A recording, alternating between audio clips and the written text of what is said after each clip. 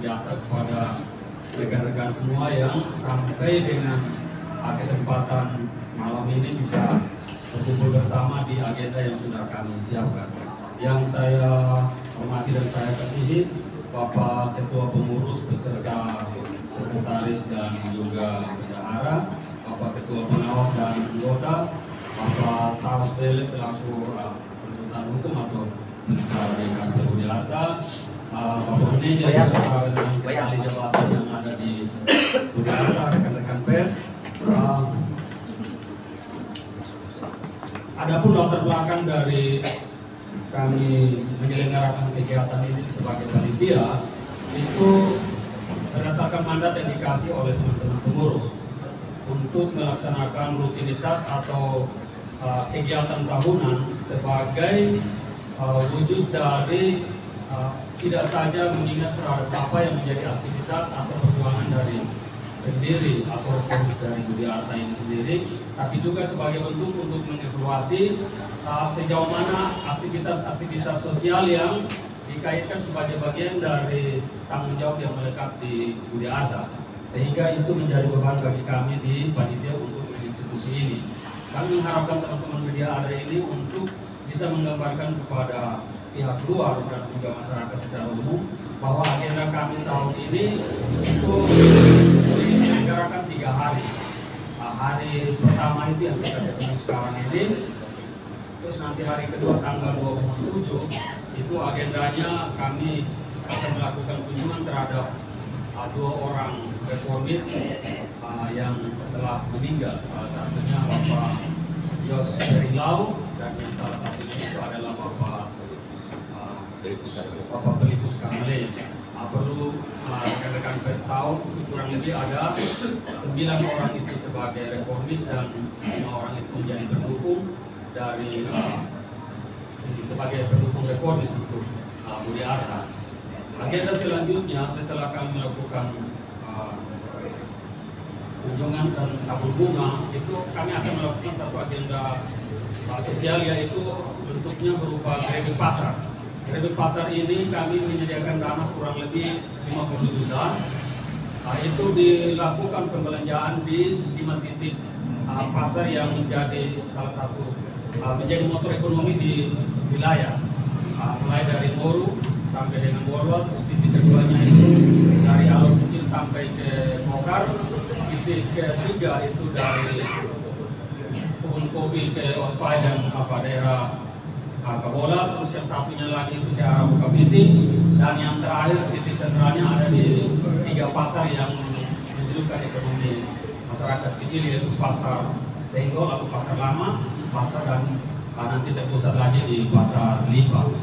Itu kegiatannya di hari Selasa tanggal 27. Selanjutnya nanti dari hasil pembelanjaan yang kami lakukan tersebut itu nanti kami distribusikan ke tempat-tempat aktivitas yang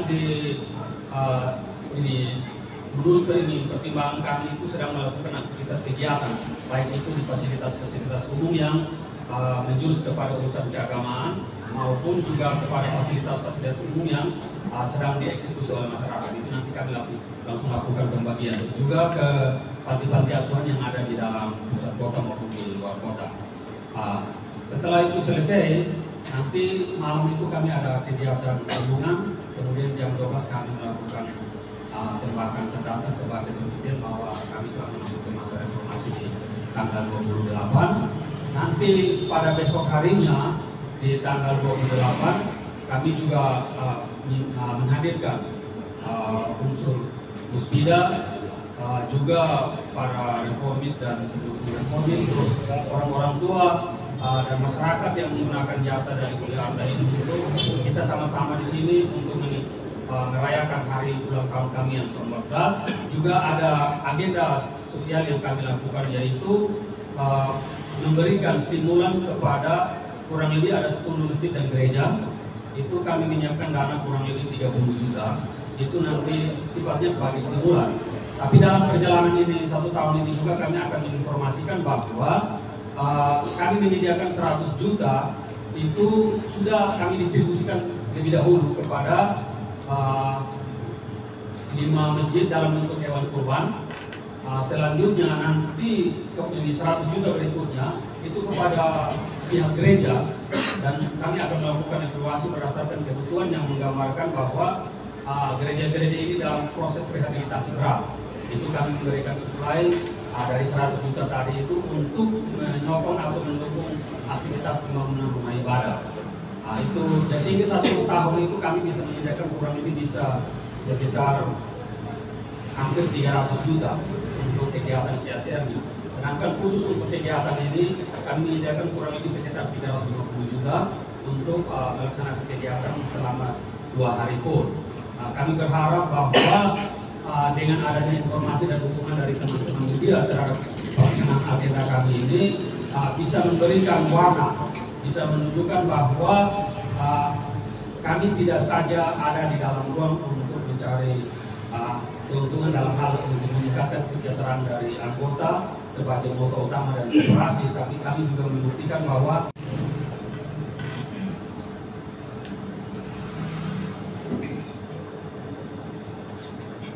dan terima kasih buat kesempatan yang diberikan. Assalamualaikum warahmatullahi wabarakatuh. Shalom, salam sejahtera untuk kita semua. Terima kasih. Sedikit saya sampaikan bahwa SP Uniarta Mandiri sampai ke titik ini bukan hal yang mudah. Untuk perjuangan dari beberapa reformis dan juga untuk perjuangan dari kita karyawan-karyawan SP Uniarta Mandiri, dia sampai detik selanjutnya sampai bulan ini pada tanggal 28 nanti SP Uniarta Mandiri menduduki usia yang 14 tahun. Ada sedikit pemberitahuan, semoga pada hari ulang tahun yang ke-14 ini SP Uniarta semakin berkembang, semakin membuka saya bagi khususnya bagi Nusa Tenggara Timur dan bisa membantu masyarakat luas agar supaya bisa membantu kebutuhan ekonomi, pada intinya membuka lapangan kerja yang luas bagi kita semua. Mungkin untuk sedikit yang dapat saya sampaikan, selanjutnya saya sampaikan terima kasih. Assalamualaikum warahmatullahi wabarakatuh. Baik, terima kasih Gambar Romo dari Bapak Ketua. Selanjutnya para teman-teman bisa sambil minum. Kita langsung mungkin dalam sesi diskusi ada hal teknis yang ingin teman-teman dari media ingin sampaikan, apakah terkait dengan persiapan kami atau mungkin ada hal-hal lain terkait perjalanan menyangkut kooperasi, silakan disampaikan. Mungkin kita ada di ruang diskusi biar dia lebih jelas untuk kita semua. Silakan. Dari ADPP, silakan. Terima kasih atas kesempatan yang diberikan. Saya Pepeng dari Subkar NTT. Mungkin satu pertanyaan dari saya. Ini ulang tahun yang ke-14. Pasti ada target-target yang mungkin dalam program Uniarta sendiri. Mungkin itu bisa disampaikan. Target-target apa saja di ulang tahun yang ke-14 sehingga Uniarta lebih baik. Mungkin itu dari saya sampai. Jadi baik teman-teman, sebagai informasi bahwa sebenarnya ini ranah di teman-teman pengurus. Kebetulan saya dikasih tanggung jawab tidak sebagai ketua panitia saja, saya juga kebetulan sebagai konsultan teknis koperasi di teman-teman, sehingga ini menjadi ruang diskusi kita bersama di sini. Saya memberikan gambaran begini, sesuai dengan hasil rapat sebelum kami mengeksekusi kegiatan HUT yang ke-14 ini. Itu target utama kita karena level KSP Uniarta ini sudah ada di primer provinsi. Itu artinya bahwa kita sudah punya SIM, punya tiket untuk bisa ada di seluruh wilayah kabupaten kota yang ada di provinsi Nusa Tenggara Timur. Ruang yang dikasih oleh teman-teman pengurus kepada bagian operasional dalam hal ini Bapak Manajer dengan teman-teman itu sangat-sangat luas, setahu saya, karena kami sering diskusi, saya setiap minggu ada di antara mereka, saya tahu persis. Sementara ini Kota Kupang dan hampir sebagian wilayah Kabupaten Kupang itu sudah menjadi bagian dari operasi kami unit Kupang yang sementara beroperasi.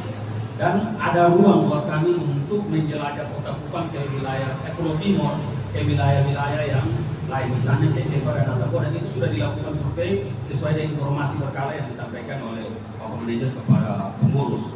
Dan itu tidak menutup kemungkinan kita bisa sampai ada di wilayah-wilayah kabupaten lain yang ada di Pulau Timur. Kami punya harapan dua titik sentral itu kalau memang misalnya di Atapua itu bisa kami jangkau, terus ditambah dengan daratan Flores itu misalnya ada di sekitar Lembata, dan itu sudah disampaikan oleh Bapak Manajer. Saya pikir bahwa legalitas dan status sebagai koperasi primer provinsi ini tidak sia-sia, dan kita bisa membuktikan bahwa sesuatu yang dia nilainya orang bilang apa ini produk lokal tapi kualitasnya itu bisa kualitas nasional, dan itu yang sementara ini diperjuangkan oleh Budi Arta ke depan. Terima kasih.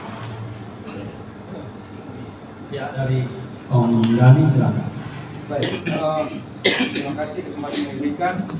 Saya lebih ke dana CSR itu sendiri. Karena ini ketika kita bicara tentang dana CSR ini bagus nih. Artinya dampak dari koperasi ini berjalan, ini 14 tahun ini kan lumayan, perjalanan yang cukup jauh. Tapi ternyata teman-teman di koperasi sendiri ini ada menjalankan dana CSR itu. Nah, mungkin bisa dirinci secara detail supaya kita teman-teman juga bisa menulis. Artinya dan ini sudah dilakukan selama berapa tahun dana CSR ini sendiri. Ini itu saja dari saya. Jadi baik teman-teman. Saya sebelumnya bergabung dengan teman-teman di Budi Arta itu status kurang lebih 3 tahun stay sebagai ketua pengurus. Dia punya syaratnya jelas dalam koperasi itu, dia 2 tahun menjadi anggota, terus di tahun ketiga dia bisa dicalonkan. Nah, dalam proses perjalanan itu saya tahu program CSR ini itu melekat dalam kaidah aturan yang dibolehkan dalam ini, tidak saja dalam Undang-Undang 29 tahun itu Undang-Undang Koperasi nomor 29 itu dalam teknis pembagian ini hasil SAU-nya itu ada yang masuk dalam kategori sebagai dana-dana sosial. Nah, dana-dana sosial ini tidak hanya diperuntukkan untuk meningkatkan kualitas SDM dari karyawan-karyawati yang menjadi penguat dari ini koperasi, tapi dia juga disisihkan sebagian itu untuk dikembalikan kepada anggota dan masyarakat sekitar. Nah, setahu saya 14 tahun itu dia jalan dengan nilai yang bervariasi, tapi waktu saya bergabung 3 tahun setengahnya, sekarang tahun keempat lah, itu nilai yang diperuntukkan itu simpelnya di mana, di rumah untuk tidur di mana, di kamar, di lemari. Lalu dia datang di sini, yang dapat itu adalah komandan Kodim, lalu komandan Kodim ambil sertifikat di mana. Itu pertanyaannya kepada kami. Karena saya bilang konstitusi itu memang kita bicara, tapi dia belum memahami aturan hukum. Karena sertifikat itu bukan kami punya koperasi untuk diambil di rumahnya yang bersangkutan. Pernyataan yang bersangkutan bahwa orang tuanya sudah almarhum sudah meninggal. Lalu kasus ini terjadi. Lalu dari mana sertifikat itu muncul di Komandan Kodim?